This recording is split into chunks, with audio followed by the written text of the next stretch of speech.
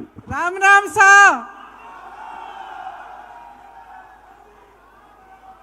परम आदरणीय कांग्रेस के अध्यक्ष महोदय श्री मल्लिकार्जुन खड़गे जी,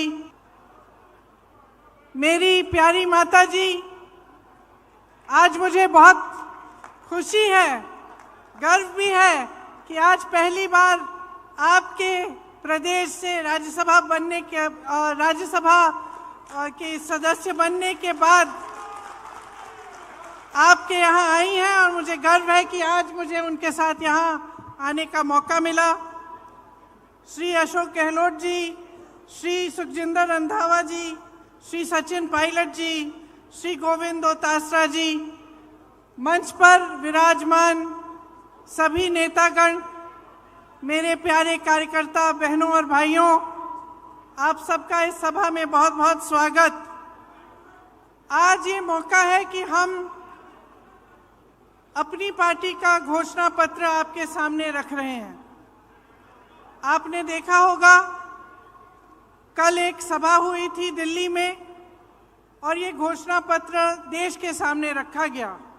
इसे हमने न्याय पत्र का नाम दिया है ताकि ये स्पष्ट हो कि ये एक सिर्फ घोषणाओं की एक सूची नहीं है जिन्हें हम चुनाव के बाद भूल जाएंगे। ये एक संघर्ष की आवाज है, इस देश की आवाज है जो आज न्याय मांग रही है। और इसका मतलब क्या है? देखिए, आज की परिस्थितियां क्या है आप मुझसे अच्छी तरह जानते हैं। बेरोजगारी चरम पे है। 45 सालों में इतनी बेरोजगारी नहीं रही जितनी आज है। आपने 10 सालों से मोदी जी की सरकार देखी, भाजपा की सरकार देखी, और अगर आप एक दूसरे से पूछते हैं, अड़ोस पड़ोस के घरों में जाते हैं, अपने घरों में खुद झांक के देखते हैं, तो क्या पता चलता है क्या किया इन्होंने बेरोजगारी को हटाने के लिए? बड़े बड़े वादे किए थे, बड़ी बड़ी घोषणाएं की थी, एक भी पूरा नहीं किया। आज बेरोजगारी बहुत ज्यादा है और इन्होंने क्या किया?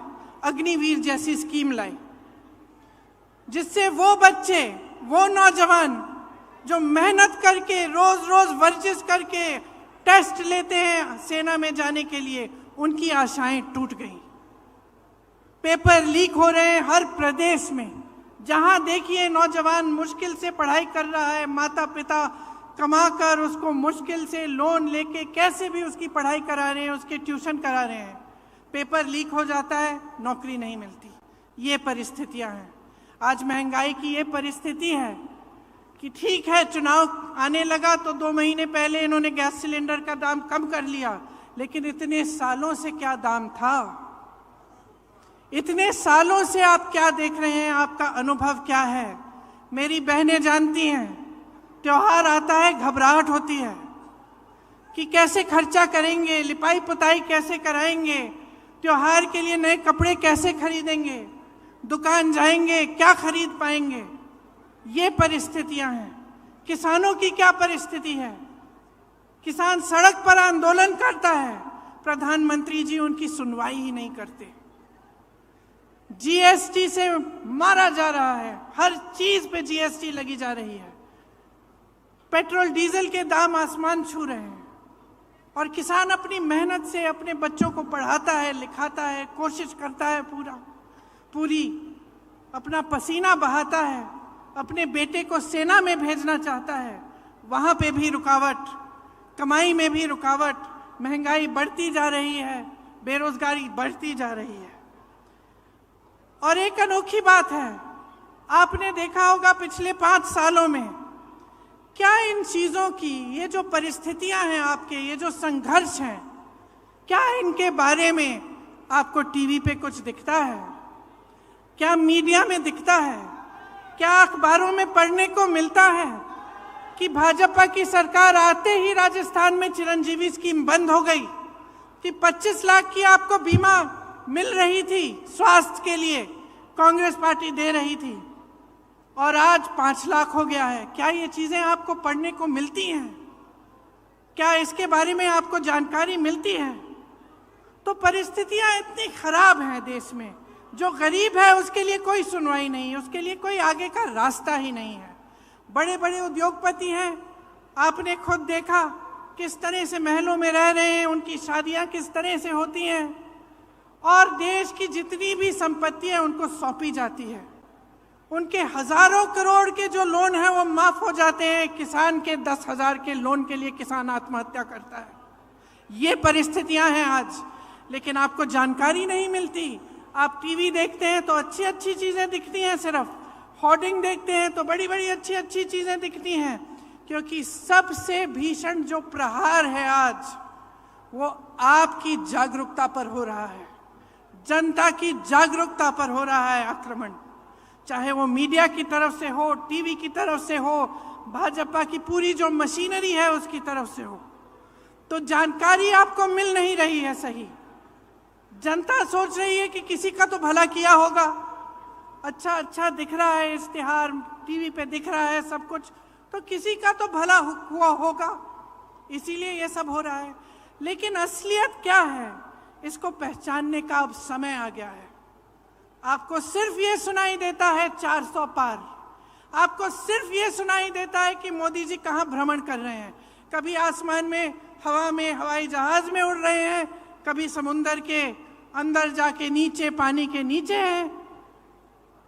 तो यही दिख रहा है आपको, लेकिन आपको ये नहीं दिख रहा कि आज इस देश की असली परिस्थितियां क्या है। ये सिर्फ आपको अपने जीवन में दिख रहा है, अपने अनुभव में दिख रहा है। सिर्फ आपके संघर्ष आप पहचान रहे हैं, इस देश की सरकार इसको पहचान नहीं रहे हैं। आप जानते हैं कि 10 सालों में जहां जहां आपको तकलीफ हुई वहां कोई आपकी मदद करने के लिए नहीं आया। जितनी भी स्कीमें हैं बड़े बड़े उद्योगपतियों के लिए बनी हैं, ये कहते हैं आपको 5 किलो राशन देंगे, लेकिन आपको रोजगार नहीं देंगे, आपके बच्चों को अपने पैरों पे खड़े होने का मौका नहीं देंगे। तो आपको अब जो समय आ गया है कि आपको जागरूक बनना है, ये आप बहुत अच्छी तरह से समझ लीजिए। जब हम न्याय की बात करते हैं, हम ये कह रहे हैं, ये पहचान कर कह रहे हैं कि आपके जीवन में अन्याय हो रहा है। चाहे वो गरीब हो, उसकी सुनवाई नहीं है, चाहे कमजोर हो, उसकी सुनवाई नहीं है, मजदूर की सुनवाई नहीं है, आज स्त्री की सुनवाई नहीं है, उसकी कहानी कोई नहीं सुनाता। आपको कहीं नहीं दिखेगा मीडिया में, टीवी में। और भाजपा के नेता आपसे ये बातें नहीं करेंगे। चाहे ड्राइवर हो, ऑटो का ड्राइवर हो, चाहे माली हो, चाहे बढ़ई हो, चाहे हस्तकला में कोई काम कर रहा हो, इनकी कहानियां आप सुनते नहीं हैं। इसीलिए हमने अपने जो न्याय पत्र में लिखा है वो इन्हीं की कहानियों के तहत, इन्हीं के अनुभव पर लिखा है। आपकी ही आवाज है इस घोषणा पत्र में, इस न्याय पत्र में। भाजपा के नेता मोदी जी एक खोखले संसार, एक खोखली दुनिया में रह रहे हैं। गाजे बाजे में, शोहरत में आपको सिर्फ अच्छा अच्छा दिखता है, बड़ी बड़ी इवेंट बाजी दिखती है। सच्चाई छुपाने के लिए है ये, और जितने भी प्रयास हैं वो सिर्फ सच्चाई छुपाने के लिए हैं। आज पूरे विपक्ष पर हमला है, 2 मुख्यमंत्री जेल में हैं। कहते हैं भ्रष्टाचार पर वार है, लेकिन सब भ्रष्टाचारी अपनी पार्टी में इकट्ठा कर रहे हैं। सारी पार्टियों के जितने भ्रष्टाचारी हैं उनको सब न्योता देके, वो निमंत्रण देके ले रहे हैं, और अचानक उनकी पार्टी में जाते ही स्वच्छ हो जाते हैं, कोई उनके बारे में सवाल नहीं उठाता। तो ये बहाना है, ये पूरा बहाना है कि इनकी दुनिया सक्षम रहे, बड़े बड़े उद्योगपतियों की, इनकी, और वो भी गिने चुने उद्योगपति हैं, सारे उद्योगपति नहीं हैं। बहुत सारे ऐसे उद्योगपति हैं जो देश के लिए दिन रात काम करते हैं, जो रोजगार बनाते हैं। इनके जो गिने चुने मित्र हैं उनको सारी संपत्ति सौंपी जा रही है। ये उन दूसरे उद्योगपतियों के साथ भी अन्याय है। तो ये पूरी जो परिस्थितियां हैं देश की, इनको समझने की बहुत खास जरूरत है। आज जो आप वोट डालने जा रहे हैं, वो वोट इस देश के लोकतंत्र को बचाने के लिए जा रहा है। अब ये बात आपने बहुत सुनी होगी और कभी कभी आप पूछते भी होंगे कि भाई कैसे हमारा लोकतंत्र असुरक्षित कैसे है। तो ये असुरक्षित इसलिए है क्योंकि जितनी भी ऐसी संस्थानें हैं और जो बड़ी बड़ी इंस्टीट्यूशंस हैं जो लोकतंत्र को बचाने के लिए हैं, उनको कमज़ोर किया गया है, उनका गलत तरह से इस्तेमाल हो रहा है। आज ये नौबत आ गई है कि जनता को ईवीएम पे भी भरोसा नहीं है। जनता ये भी नहीं जानती कि अगर वोट डालेंगे तो क्या हमारा वोट सही तरह से डलेगा कि नहीं। तो इन परिस्थितियों के बीच जो हमारा न्याय पत्र है, इसमें हमने कुछ ऐसी घोषणाएं की हैं जो हम चाहते हैं कि जब हमारी सरकार आएगी हम आपके लिए करके दिखाएंगे। इसका प्रमाण ये है कि हमने प्रदेशों में करके दिखाया है। जिन प्रदेशों में हमारी सरकार रही उनमें राजस्थान भी था। आपने देखा कि राजस्थान में किस तरह से जो स्कीम लागू करवाई थी, और जैसे मैंने कहा चिरंजीवी जैसी स्कीम है जिससे आपको पूरी तरह से स्वास्थ्य की सुविधाएं मिलती थी। तो हमारे न्याय पत्र में किसानों के लिए 5 गारंटी हैं। एमएसपी का को हम कानून बनाएंगे, गहलोत जी ने भी आपको बताया। स्थायी कृषि ऋण माफी का आयोग बनेगा, मतलब एक स्थायी आयोग होगा और आपके जो ऋण हैं, जो छोटे किसानों के जो ऋण हैं जो आपके माफ नहीं होते हैं, उसके लिए वहां सुनवाई होगी। फसलों का नुकसान होने पर 30 दिनों में सीधे बैंक खाते में भुगतान होगा। नई कृषि की आयात निर्यात की नीति बनेगी और कृषि में इस्तेमाल जितने भी आप सामान इस्तेमाल करते हैं कृषि में, वो जीएसटी से माफ होंगे। ये बहुत बड़ी चीज है, इससे आपको बहुत राहत मिलेगी। मैंने बेरोजगारी की बात की। युवाओं के लिए केंद्र में 30 लाख जो खाली पद भरे हैं, पड़े हैं, उन्हें भारी करने का काम हमारी सरकार करेगी। हर परिवार में जो पहली नौकरी है वो पक्की मिलेगी और स्नातक पास को 1 लाख रुपए मिलेंगे। ये जो पेपर लीक होते रहते हैं जिससे आपका बहुत नुकसान होता है और पढ़े लिखे बच्चे बेरोजगार बैठे रहते हैं, उसके समाधान के लिए एक नया कानून बनाया जाएगा। सख्ती से जो ऐसे काम कराएंगे, सख्ती से उन पर कार्रवाई होगी और एक जॉब कैलेंडर बनेगा जिसमें जो नियुक्ति के जो डेट हैं, जो इम्तिहान के डेट हैं, रिजल्ट के डेट हैं, वो पहले से बताए जाएंगे। जो लोग गिग इकोनॉमी में काम करते हैं, गिग इकोनॉमी मतलब जैसे शहरों में आप जो डिलीवरी वाले युवा हैं जो डिलीवरी करते हैं, इस तरह की जो नौकरियां हैं, इनको सामाजिक सुरक्षा मिलेगी और एक 5,000 करोड़ रुपए का फंड बनेगा युवाओं के लिए, ताकि युवा जब अपने कारोबार शुरू करना चाहें तो उनको लोन मिलेगा और उनको पैसे दिलवाए जाएंगे।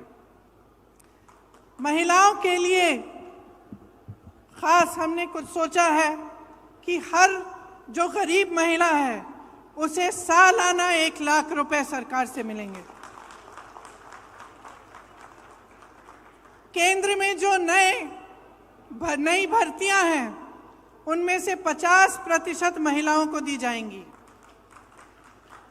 आशा, आंगनवाड़ी, मिड डे मील वेतन में केंद्र का योगदान 2 गुना होगा और हर पंचायत में एक अधिकार मैत्री होगी जो महिलाओं को अपने अधिकारों के बारे में बताएगी। कामकाजी महिलाओं के लिए हॉस्टल होने चाहिए, देश में काफ़ी नहीं है, उनकी जो संख्या है उसको 2 गुना किया जाएगा और हर जिले में कम से कम एक ऐसा हॉस्टल होगा। आदिवासी भाई बहनों के लिए भी हमने गारंटी किया है कि वन अधिकार अधिनियम लागू किया जाएगा और एक स्पेशल बजट, स्पेशल प्लान बनाया जाएगा। भूमि अधिग्रहण कानून में जो संशोधन किए गए थे वो वापस लिए जाएंगे और राज्यों में पैसा के अनुसार कानून लागू किए जाएंगे, जिससे जहां आदिवासियों की आबादी ज़्यादा है वे अनुसूचित क्षेत्र घोषित किए जाएंगे। 1 साल के अंदर अंदर जितनी भी FRA के क्लेम हैं उनका निपटान किया जाएगा और लघु वन उपज जो है उनको भी MSP के दायरे में लाया जाएगा। श्रमिकों के लिए हमने कुछ सोचा है कि उनके स्वास्थ्य के अधिकार की कानूनी गारंटी देना चाहते हैं।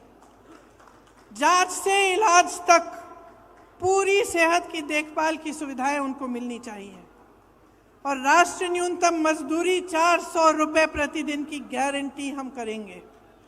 और शहरी क्षेत्रों के लिए रोजगार गारंटी का कानून लागू होगा, जिस तरह से ये कानून गांव में लागू होता है। देखिए, ये हम न्याय की गारंटी दे रहे हैं आपको। हम लोकतंत्र की रक्षा करेंगे। हमारे पूर्वजों ने इस लोकतंत्र को बनाने के लिए अपना खून बहाया है। इसी कांग्रेस पार्टी ने, जिसके आप मेरे कार्यकर्ता भाई बहन यहाँ बैठे हैं, इसी कांग्रेस पार्टी ने इस देश के स्वतंत्रता संग्राम को बनाया और उसमें अपना तमाम नेताओं ने जान दी, जीवन दिया और इस देश का निर्माण किया है। मैं सिर्फ एक आग्रह करना चाहती हूं अपने कार्यकर्ता भाई बहनों से और खास तौर से इस देश की जनता से, इस देश के एक एक नागरिक से ये मेरा आग्रह है, इस चुनाव को आप अपने मुद्दों पर लड़वाइए। जो आपके जीवन का अनुभव है वही सत्य है, वही सच्चाई है। जो आपको दिखाई दे रहा है टीवी पे, इश्तिहारों पे, होर्डिंग्स पे, ये सच्चाई नहीं है। जो ये मोदी जी ने इवेंट बाजी बना रखी है, गाजा बाजा, ये सब जो लोग सोचते हैं कि धर्म के नाम पर, जाति के नाम पर या आपका ध्यान कहीं और आकर्षित करके गद्दी पर सुरक्षित रहेंगे, उनको सच्चाई दिखाइए।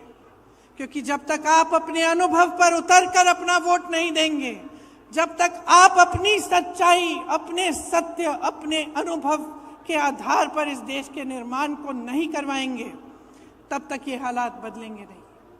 और हम ये हालात बदलना चाहते हैं। हम आपके हालात बदलना चाहते हैं। हम चाहते हैं कि आप अपने पैरों पे खड़े हों, कि सब सुविधाएं आपको मिलें, कि देश की सारी संपत्ति आपके हाथों में जाए। इसीलिए ये चुनाव आपका चुनाव होना चाहिए। ये चुनाव इस देश के लिए होना चाहिए, इस देश की धरती के लिए, इस देश की मिट्टी के लिए, इस देश के लोकतंत्र के लिए, इस देश के संविधान को बचाने के लिए। और मेरी पूरी उम्मीद है कि इसी आधार पर आपका वोट जाएगा। तो आप सबको बहुत बहुत धन्यवाद। कुछ लंबा मैं बोली, अध्यक्ष जी को भी बोलना है।